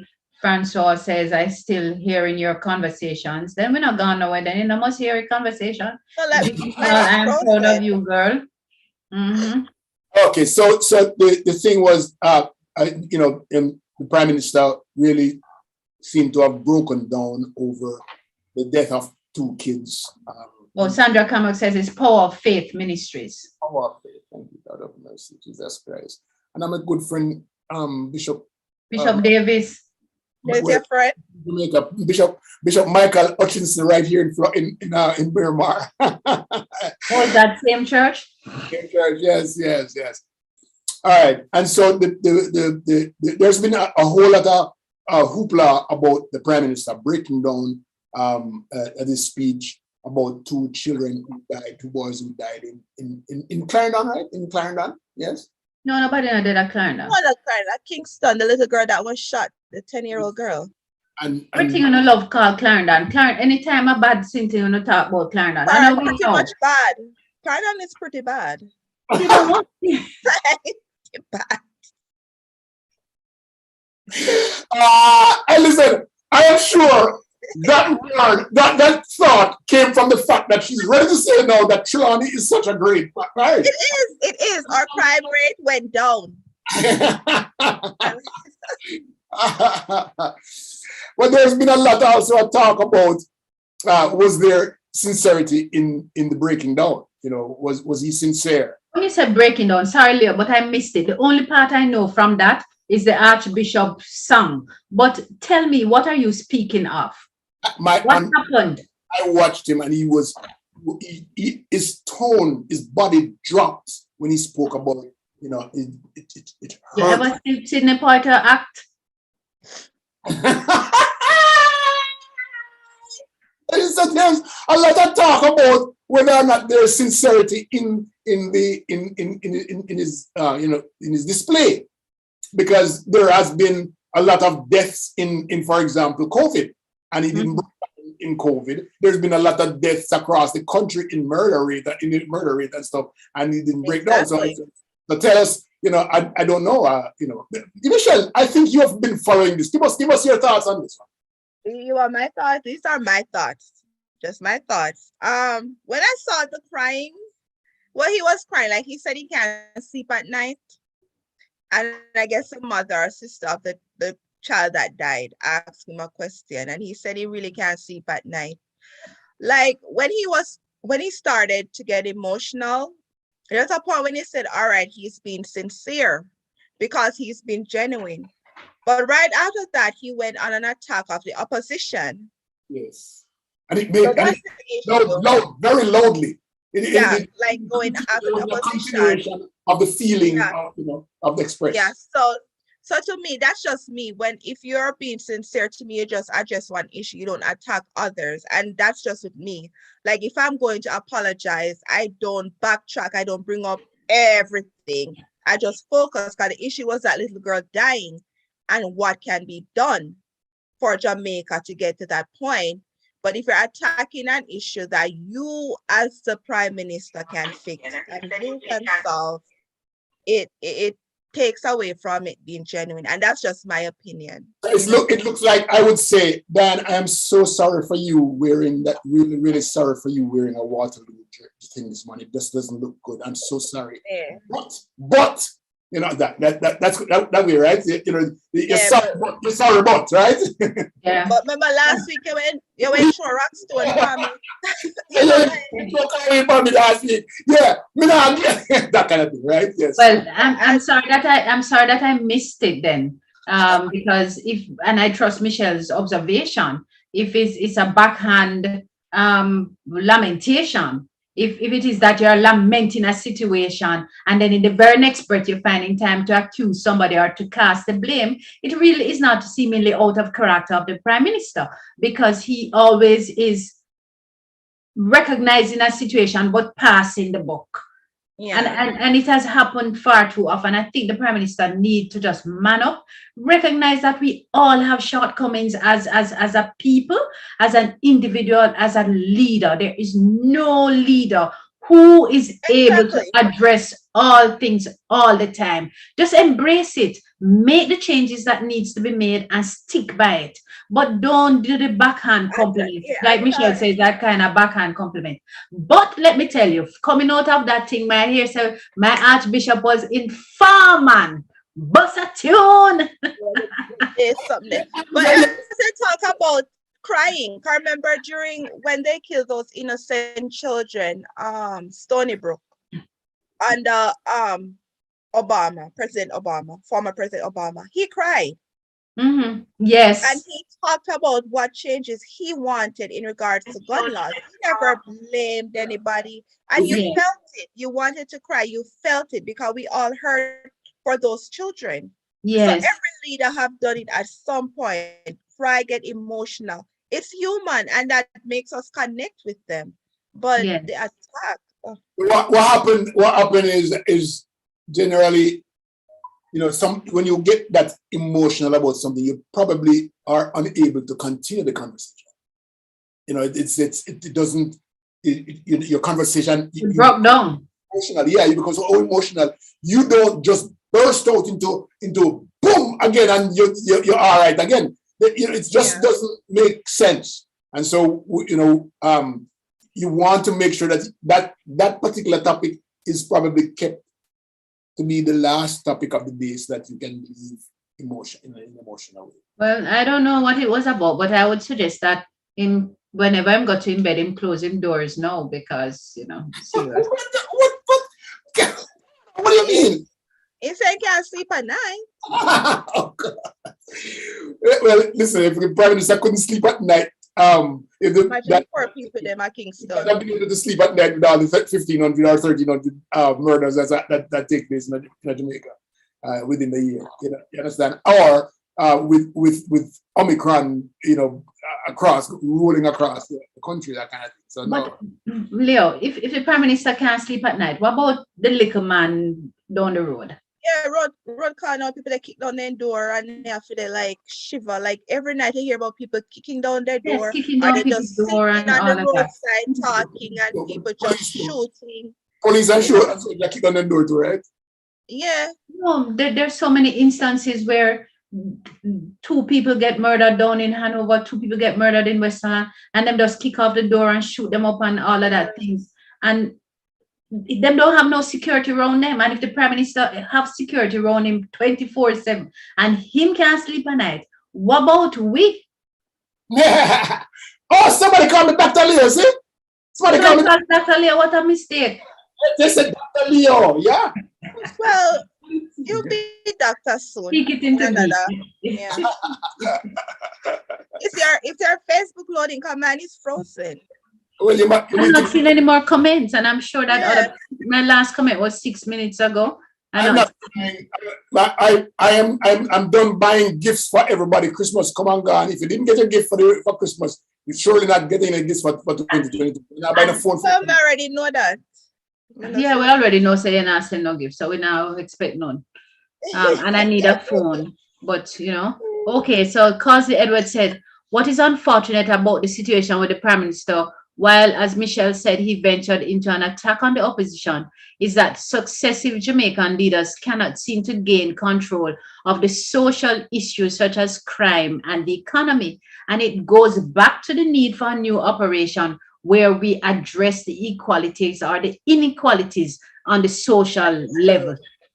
Khalid Madden says, Happy New Year, Team Jamaica. Angela says, Leo is a Google MD. No, Leo is no Google MD. If I've never known how to use Google. Tell a lie. So I think the attack was on the fact that the state of emergency was blocked by the continuation or the extension of the state. Just a continuation, yeah. Yeah, was blocked by the opposition recently, and so he immediately went into the fact that it's because we don't have SOEs in that neighborhood why the kid died. But you have SOEs in other neighborhoods that have had attack. The SOEs go up the same day, and the same day them have murders. Yeah, so it was an unfortunate comment from the Prime Minister.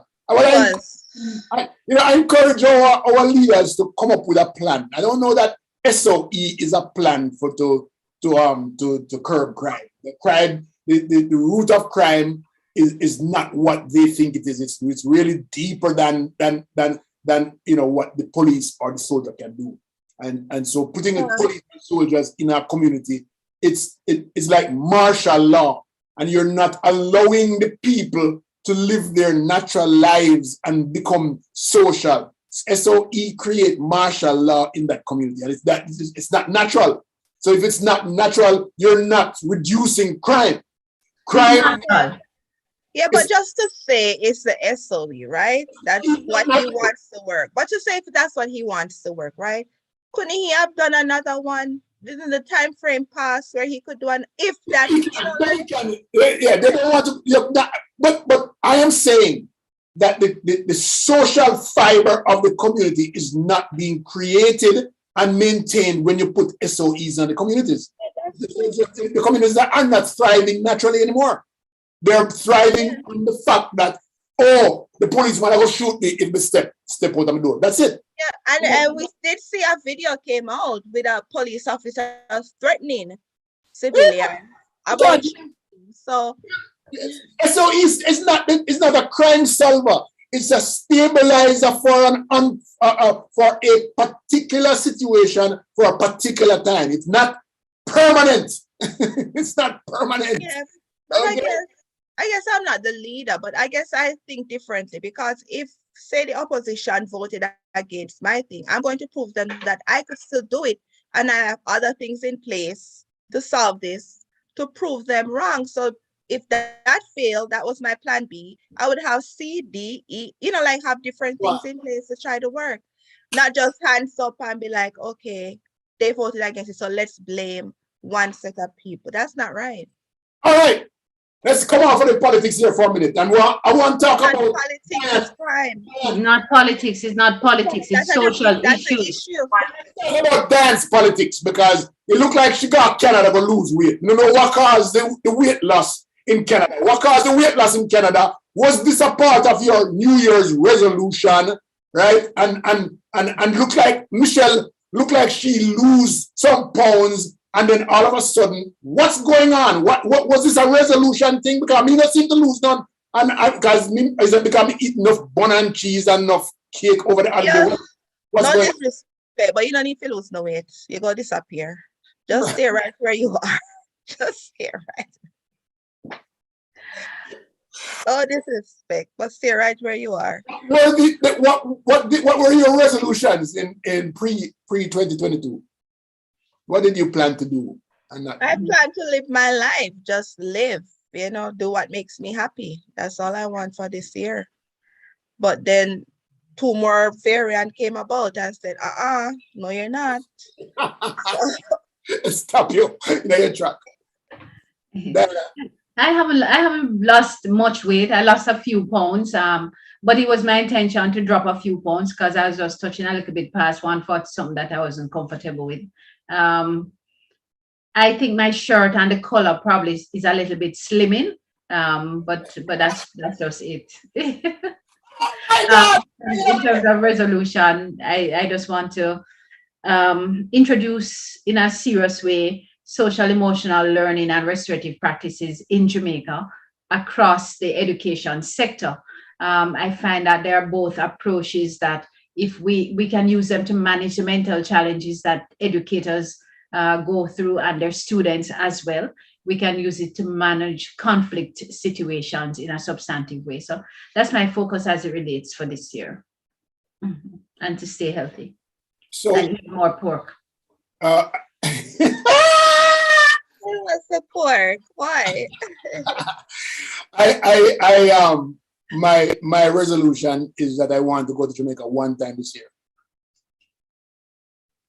You're gonna go come to Jamaica and stay? No, just one. No, I didn't plan to go to Jamaica. I plan to just take off. But at the end of it all, I said, you know what? I want to go one time. That's the So only you're only coming to Jamaica one time in 2022? Yes. Okay. Yeah, You're still going to send the money on the barrel? Yeah, I'll still send the money on the barrel. Okay. Yeah, you have to worry about that part. Mm-hmm. Just oh gosh. I want to comment, Leo, as it relates to JD Tan. I noticed that you guys put a report out for 2021 as to what had happened in 2021. If this is going to be one of those bitching comments, I don't want to hear it. If you have to endure it, it don't matter what. So I appreciate the fact that you guys put together as JD Tan this report that looked at all the things that had been accomplished by the diaspora and how the diaspora contributed to Jamaican development over the year. And for me, what struck me is that this was outside of the remittance. There was nothing that spoke to the remittance. It spoke about the development of people. And so often we talk about developing people and teaching them to fish and rate. But at the end of the day, all that the government is interested in is how much money on a send come. No, I appreciate the development, the professional development of the nation. And we need that. You see, when we have the likes of a Dr. Marsha who comes and shares her knowledge with us, it is priceless. When we have the likes of a Dr. Marsha who we just had on, who is saying, look here, I am willing to be trained to help you to operate the machine that you buy from when with how much money that you could use to pay teachers and nurses and police and have it put on in a corner so that the country can grow. I appreciate it. When you have 15 or 20 committees targeting different areas of development, then that is what we need. And people need to recognize it. Lord, you guys, for the time that you take out there fighting snow and minus how much temperatures or heat and traveling left, right, and center and still making time to contribute your competencies and your skills, it must. And yes, Leo, me talking how me feel. I appreciate it. And a lot of us appreciate it. All right, don't know. Me now no more for say. You can cut me off. 1 minute there, me think that customer me, Jesus Christ. I was Lord have mercy. Oh, let me tell you, it warmed my heart, man. We appreciate it. You know how teacher train how to use Zoom and how to use Google. You know how much people save from the verge of insanity just having these discussions about mental issues. Oh no. So one of the task force leaders, her name is Michelle. Michelle, please convey my deepest appreciation as a Jamaican here, outside of the relationships that we have with JD Tan, but as a Jamaican, the contribution has been really, really good for us. Well, one of the things that we thought about when this whole task force thing started was the fact that, you can give a man a fish all day long, right? But if you continue to give him the fish, he will always want the fish. Always go collect money. Mm-hmm. Always go collect money. And so, but if we teach you how to fish, that you will become, because you know how much learning I got from Marsha a while ago, because there was a lot of blank spots in my mind about even one that Michelle asked, how does a variant develops? Why did it develop in this particular region and so forth? Those are blank spots in my mind. But the fact that I now understand the China bump and what happens, why one of them spike and go grab onto something, it makes so much sense to me now that I can have a conversation about this because I would not have a conversation down that line. Or maybe hear somebody would say, oh, me don't want because me not take the virus, me not take the vaccine because me don't want me sitting under that fence, not stand up or me can't have billions. And no, I can have a conversation. I can have a conversation. You know what I mean? And so that's what we do from a Jeditan standpoint. We empower people by building capacity, creating new knowledge, and so forth. That's what we do. Yes. And then another bout of argument from I want to celebrate those who consistently support us on the show. The likes of Sandra Sterling, Patricia Barnes, Bishop Brown, Celestine Dixon, Sandra Clark, Luzia Callio, Visha, Delia Jackson Williams, Dawn Bradley, Diana, Kay Dawkins, Pauline Koff, Leroy Hogg, all of these people who take time to join us and to join and participate in the conversation. And there are lots of others who I can't mention because my screen won't go any further. Beverly Sharon Watson, Keisha Powell on YouTube. The people who are on YouTube, thanks so much. Yeah, slap without failure. Wait, what happened to our friend? He was in hospital the other day. Yes. Philip?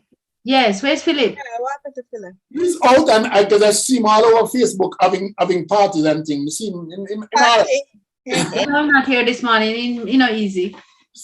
We see my party all over Facebook. I was so surprised because I thought, the fact that he was in the hospital and he had been diagnosed with some level of cancer, some stage of cancer. But I'm glad when I see things like that. No, this is fabulous. It's good to be back. Leon, let me tell you the truth. I really kind of missed the show, but during the break. But I'm happy that we had the break. The break for me was really a time to focus on family and friends and to try get little brown, in the snow. So notice that you're not so white anymore. Me not so white. No, you look like you're getting at the black people range like Michelle. Oh, man, I get black again. Oh my God, I get black again. Cake. Let me tell you something. I got so much black cake over the summer, over the Christmas. And let me tell you something. I indulged. I said to myself, so your pocket bun?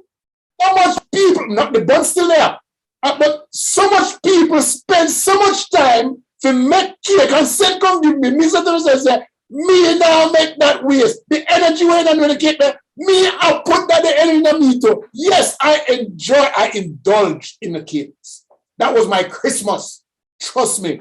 Okay, me love the cake them. Wanna do them really, really good. Thank you. You can bake. I tie them and tie Leon in the Nancy Brown says she missed the chat and she'll catch up later. Blessed New Year. Paulette Chambers says, great program today. Sandra Comock says, love the new year, Diana. Thank you. Oh gosh. Leora, thanks for your time too. And thanks for you. Like a chameleon. But in terms of tying, I don't mind having 10 people time because about 10 cake we get to know. You get a piece of 10 of them time at one time. So I'm not a problem with that. You're tied down forever. 10 women who time me because all women send me cake. And I want to let you know that I don't bake and I never sent him any cake. Well, I don't have to say anything. I already know. Oh, Leo get tired. What did you do? No, Leo had a New Year's Eve party. Michelle, what you did New Year's Eve because you weren't on? I was in bed. No, nothing. Okay. Ooh. I have a boring life. Nothing. All right. You can't be bored when you have your mother home cooking for you. 9 o'clock. I think I fell asleep before 9. Okay. She promised that she was gonna come on the show and she didn't go. She fell asleep, man. You know, you said she go to her bed, walk to you, leave her alone. Me No comment. Let me see. I have some comments on Facebook here, on YouTube. Diana, your comments about JD Tan are priceless. Yes. Leo has done a phenomenal job of coordinating all these task forces, and I'm proud to be a part of JD Tan. And Sharon said, amen to that, Diana. And we have a name here that's funny. Capuno. It looks like it's Italian or something like that, and I must speak Italian. I hope it's not a I don't understand what I must say. Mary. And then Keisha says, could not say better. Really great to have you guys. I know, I'll tell you this, to be honest. I believe that if you're not doing philanthropy, you're missing a part of your life. Because the biggest part of my life over the past 30 years, the biggest part, has been be able to share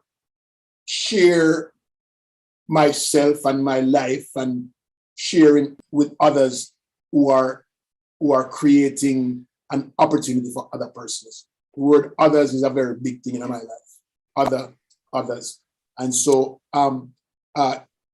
if you can get involved into anything that's philanthropic or charitable, do it. Because you're not just doing it because you're giving back, but you are actually growing in a multiple ways. And my biggest growth has been in the past 12 years. And so, in terms of being who I am, what I do, and who I hope to be in my life, it's all about what I've learned in the past 12 years. So if you can, please, give back something. It doesn't have to be a lot. You can stay in your home, in your own home, and give a speech, a presentation, of a conversation, of a panel discussion, and you're still giving back to your country. It's really an important thing. So if you can, please adopt that little thing there. You grew up somewhere in Jamaica. If you grew up somewhere in Jamaica, you can give back to our country. And even if you never born or grew up here, you can always give back by virtue of heritage.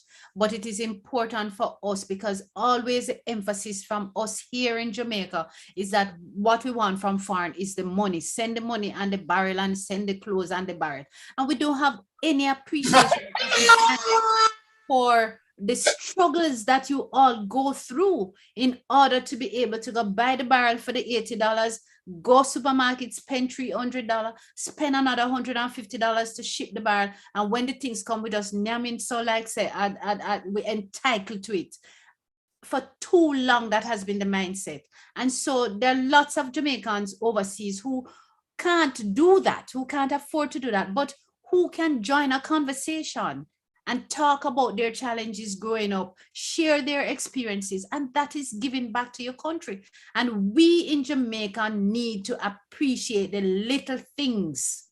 It's not always about the money. Creating hope. Yes, they need to create the hope. And I know we're talking through Western Union. That is true. We need to get off of this money. There are other ways to get empowered without having money.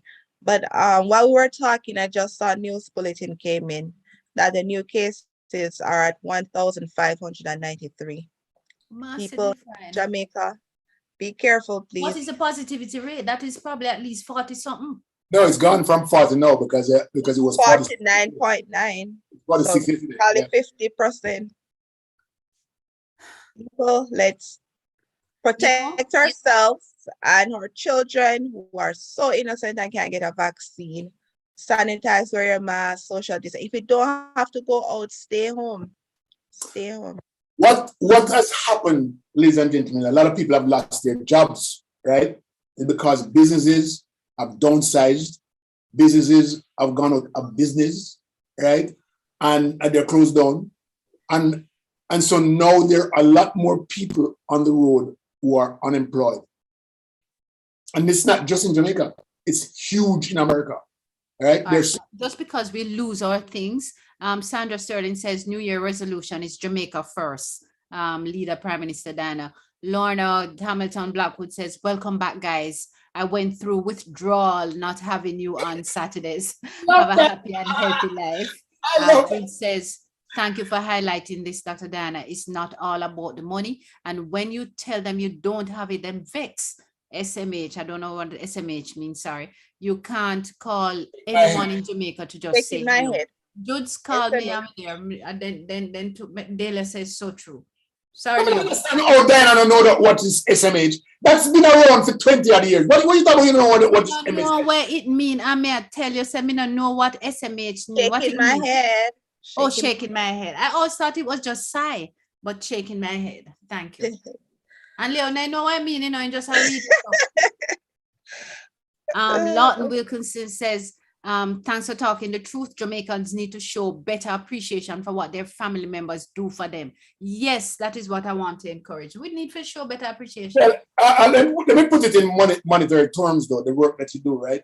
So, like Marsha, epidemiologist, her time on air this morning for half an hour was probably about $1,000 or less. Or more, way more. Way more than that.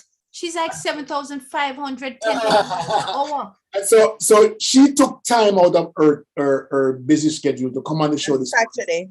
to share with us, and it cost her money.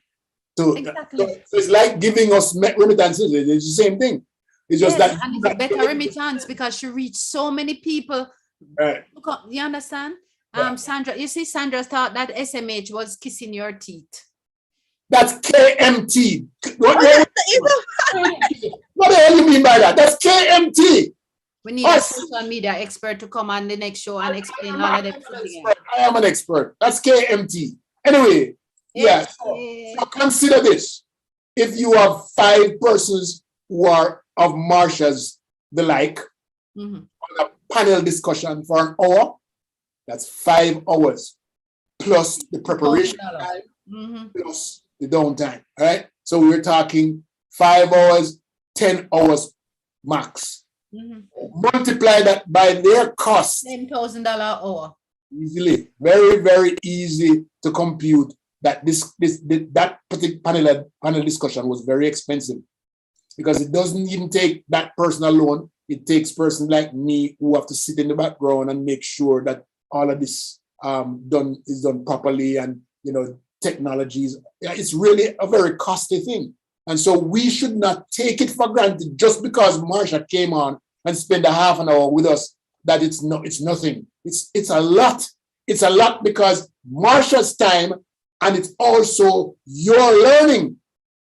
So it's a two-way thing. Her time and her expense, and also the learning that you gain from it. It's big. That's a lot more than what you could receive in remittances. I probably send you $100. For now, send a $50,000 come. No. Exactly. We don't have it to send, but there's so many other ways to give back. Western and I United, just really want people to appreciate it. Us here in Jamaica need to appreciate whatever it is that family sacrifice and send. And when people share their competencies, their skills, and their knowledge with us, we must recognize and celebrate it.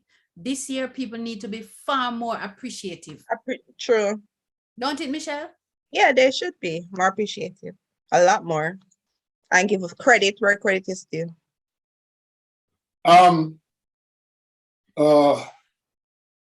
that person that's it. Dr. Noel Gordon, I concur. Kudos, Leo. Oh, Marvet Rattigan, good morning. Happy birthday, Marvet. A Marvet birthday this week. Happy birthday, Marvet. Marvet birthday. Carly Manning says she agreed. Bevan says true words. Sandra Kabok saying yes, Diana laughing. Marsha, Sandra says, I'm sure Marsha did not consider the monetary value. No, she didn't. She came. Marsha's present was a gift of love, and that's true. Yes, Yeah. Leo. Yeah. All right, so we have to wrap up now. It's No, you can't wrap up yet. I come back, a banana tree was bearing, and this morning I went out and I about your banana tree. You don't know that about your banana tree, because we're not eating any banana and I hand it up. Those people want to hear. And So- me give a neighbor the banana and me keep some. It's You a make shorty banana porridge. You make banana it's a- porridge. No, it's a shorty bananas. Those The short Chinese. shiny bananas. Oh. Yes. Sharing. You know how Jamaica is, right? anything that is not standard is Chinese, a Chinese. You know that, right? I don't feel with fault. A Chinese, that, a Chinese, everything, a Chinese. Why? A Chinese banana. I'm a Chinese banana. All right. What them call it, Michelle? And a Chinese. Then call it one other name too. You know what? Marvet proved me wrong, and I have to admit on here. All right? Last year we were talking about Bulla, and Marvet mentioned Bulla. Sandra. So what the box said it about Holy Bulla? What is this Holy Bulla? Right? And she says, yes, there's Holy Bulla. Me never hear nothing about no Holy Bulla in my life. And let me tell you something. She sent one picture. I'm going to put it on Facebook. I've never got so much comments about Bulla being nice. The Holy Bulla. Holy Bulla. The Bulla look like, we call it donut. Look like a donut. So you know it, Diana? Yeah, me see it in a store, but me not buy them the Bulla. For them the Bulla, they don't look right. I don't know. You have to ask Marvet. Let me see if she said anything. Marvet, them the Bulla that, yes, Leo then say, enough to interrupt me when me speaking. Holy Bulla and pear and cheese. Yeah, I apologize, Marvet. At least the country Bulla did make some noise on Facebook, and more people know about it. But it must be the people who come America after 1990 or something like that. Because prior to 1990, we never know they have no darn Holy Bulla, donut Bulla. All right, wrap it up, Diana. As usual, it was good to be here. Happy New Year. All the best for 2022. For those who took the time to join, for those who will watch the show later. To our special guest, Dr. Marsha, we thank you so much for your knowledge and for sharing with us openly, breaking it down for the likes of a Leo so that he understands what a spike and variants are. Assuring friends that it has nothing to do with infertility or incompetence or impotence, whatever it is. For those in the diaspora who continue to, like Dr. Marsha, give of their time freely and willingly to us on the show and elsewhere, we truly appreciate it. For those who struggle in the -90s and 20s and all of them in Canada, we thank you for everything that you do for yourself, for the upliftment, for the hope that you are by virtue of what you survive for us. For Michelle's mom, who is there, I know she's at church, but for just being there, helping Michelle through as she went through her little challenge over the holiday period, and that she's here. We're happy to be back. We will stay safe, Sandra, let me assure you all. And Uno, stay safe. Sandra, Bishop, I noticed that you are on as well, and we appreciate it. I will continue to plant my banana trees around the back. Listen, can you start talking about this banana thing? No, I know about the banana thing, man. Jesus. Oh, and Dana and all her friends at the University of Waterloo, Mommy loves you. Thank everybody for tuning in. It was great being back for the first day. The numbers in Jamaica are a little worrying, and since you had our voice, you're hearing us, we had Dr. Marsha on to tell us about the virus. Please, people, take precaution, protect yourself, sanitize, social distance. If the vaccines are still available, please go get the vaccine if you're so inclined, and protect yourself. I enjoyed the program today. I learned a lot. Because to be honest, I really thought that vaccine was in a lab somewhere. It was too smart. He cleared that up for me. So that is good. So please enjoy the rest of your week, and we see you on Tuesday night. Have a lovely afternoon. This is Dr. Leo, the Google MD, saying thank you guys for being here today. Thank you, Michelle, and thank you, Diana. Thank you, the audience, and thank you for all the comments, especially the guys on YouTube. Thank you. We never get to read a lot of what you said, but you know how it goes. Thanks again. Thanks for the Facebookers and the LinkedIn guys. Thank you so much for being here. We'll see you Tuesday night. Have fun. Bye-bye. Take care. Thanks.